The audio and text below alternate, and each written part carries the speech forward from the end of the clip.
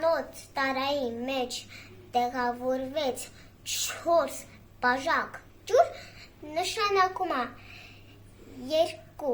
լիտրանոց տարայի մեջ տեղավորվեց 8 բաժակ ջուր։ Հիմա փորձենք հասկանանք, այդպես է։ 2 լիտրանոց բաժակ տարայի մեջ այժմ ավելացնում ենք 4 բաժակ ջուր։